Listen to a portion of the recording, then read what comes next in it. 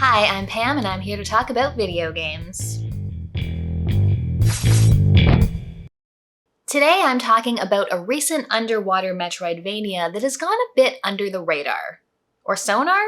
But I think it deserves some more attention. It's Depths of Sanity. Developed by Bomb Shelter Games and released for PC at the end of 2022, Depths of Sanity tasks you with finding a missing submarine, which was lost while investigating a mysterious vibration deep in the ocean. You play Abe Douglas, the man who put the crew for this task together and has personal ties with all of the missing. Right from the start, you can tell that this rescue mission probably didn't go so well, as the framing for the game is Abe talking to a psychiatrist who is trying to clear him physically and mentally, as well as get him to remember exactly what happened down in the ocean's depths. Right off the bat, Depths of Sanity did a lot of things right. The story was intriguing, the opening was full of creepy sounds and sights, and most importantly, it felt really good to play. As you start the game, you're given a few options to tailor it to you. There are 4 difficulty levels, from story mode, which makes you impervious to damage and do more damage yourself, to hard mode, which makes you take more damage. I played through on normal. There are also 2 different options for controlling your submarine. You can change direction and move with the left stick, or use it only for direction while having to press A to propel yourself forward. While I think the stick plus A button control scheme offers a bit more control, I preferred to not have to hold down a button to move. Either way, your ship controls well. You have to deal with momentum, and you can't stop on a dime, which makes sense, but I felt surprisingly nimble. Your ship can't do much to start. You have only a basic shooting attack to defend yourself against the creatures of the sea who don't take too well to you invading their home. However, new abilities and upgrades are abundant. You're constantly finding things to make you stronger and better at exploring. These include new primary weapons, like a bounce attack, a spread shot, or a charge shot. There are also secondary weapons and abilities like torpedoes, which can be used to blow up mines and clear new passages, a rock drill that lets you find secrets, a tow line that helps you travel through rough currents, and an energy shield, which has a long cooldown but absorbs damage for a time. Hull upgrades will give you more health and allow you to explore deeper. There's an excellent sense of progression as you play, with new mechanics and abilities being introduced frequently. At first I felt a little bad about slaughtering all the sea life who were just going about their business while I was on my mission. However, over time they became more hostile and threatening to me, so I got over it. There are a wide variety of creatures and other threats you'll need to deal with. There are all kinds of fish and shellfish. Jellyfish can electrocute you and temporarily disable your systems. Sharks are scary at first, but soon become the least of your problems. There are mines you'll have to carefully make your way past, areas where you'll be almost completely in the dark, and the occasional much larger creatures that can hurt or sometimes even help you. When you kill an enemy, there's a chance for them to drop repair items to restore health or consumables like torpedoes and depth charges. Combat is solid, working almost like a twin-stick shooter. Enemies can be a touch on the spongy side, but when I was liberal with the use of my torpedoes and selected my main weapon wisely, it really wasn't an issue. The game's numerous boss fights make very good use out of all the abilities you've uncovered, and some are even a bit of a puzzle to figure out. They're not all about just shooting and avoiding damage. You may have to use your sonar, drill, or even get out of your ship. The bosses are all much larger than anything else you encounter and have a fun range of abilities for you to learn to counter. Depths of Sanity has a visually simple but highly effective map that will help you in your journey. Color-coded barriers will let you know when you've come across something you don't have the ability to pass yet, and save and fast travel points are clearly marked. It's very satisfying to explore because movement feels good and you're constantly finding things. This could be extra health tanks, increases to your torpedo capacity, or logs that reveal the experiences of those who came on the expedition before. Your sonar ability will let you make out figures in dark areas or illuminate cracks in walls that you can drill through, usually leading to more secrets.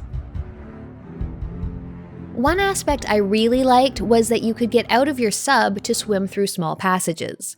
Sometimes you needed to hit a switch or shoot something you couldn't otherwise reach, or often there were things to pick up in these passages. How many oxygen upgrades you have determines how long you can stay outside, and taking any damage returns you to the ship. One last movement method is the tow line, which lets you lock onto walls and pull yourself forward, usually through currents you couldn't otherwise pass. It's possible I was just bad with this, but I did find the sections of the map where I had to rely on this too much a bit annoying, as it could be hard to control. One thing that really surprised me about this game was how much I cared about the story. Usually, I find that story kind of gets in the way of Metroidvanias. If you start out with too much dialogue or exposition, you're gonna lose me. But here, the setup was interesting enough that I was always excited when I found a new log. The game's spooky opening was enough to pique my interest. I wanted to know what happened to the previous expedition and why Abe seemed to be undergoing a mental evaluation. The logs you find reveal the crew members you're trying to find.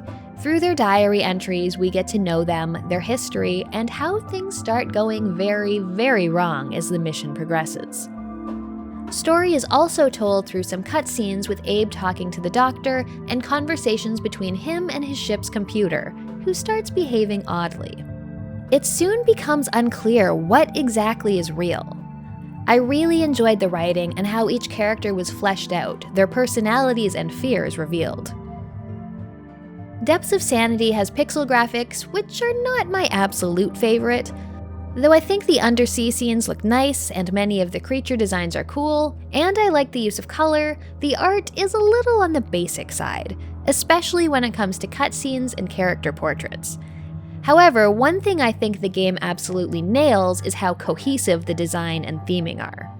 The UI is very fitting, showing everything you need at the top of the screen, and the equipment screen in the menu especially looks like you're looking right at a ship's instrument panel. I also really like how save and fast travel points are presented and explained. The game's music is also very fitting. Underwater themes tend to be some of the best in games, and this is an entire selection of them. The music here alternates between chill and dramatic, with a fair share of soundscapes that add to the creepiness factor. There are a few minor but consistent annoyances I had while I was playing the game. Nothing to ruin the experience, but I found they were strange design decisions that could maybe be changed for the upcoming console release. There were a lack of options, especially accessibility options in the game. One thing that bothered me was that the text scroll was too slow and couldn't be adjusted. Even when I was streaming this game and reading all the text out loud, it displayed slower than I was reading. And you only get one save slot. When I needed to go back and record the beginning of the game for this video, I had to overwrite my completed file, meaning I will now no longer be going back to try to 100% things. I'm not sure why any game would give you only one save slot. Despite these annoying but fairly minor issues, I really enjoyed Depths of Sanity. Movement felt great, combat was solid, and the map was a ton of fun to explore with the constant promise of new upgrades, abilities, and story fragments to find. The 11 hours I spent completing the game were totally worthwhile, even keeping me playing on PC rather than waiting for a console port. If you're looking for a new Metroidvania, I highly recommend Depths of Sanity. It's really underrated right now with only 39 user reviews on Steam, and it could definitely use some more. If you're not a PC player, that's okay because there are Switch and Xbox ports planned for Q3 of 2023, so keep an eye out for those. Come up here. Hi. Hello. Hello. Yeah, I know. Are you gonna help? Are you gonna help in my video? You gonna help? Good girl. If you want to see more underrated Metroidvanias, check out my review of Islets, or another of my videos. I have a Patreon if you want to support my channel. Thanks for watching, and I'll see you next time.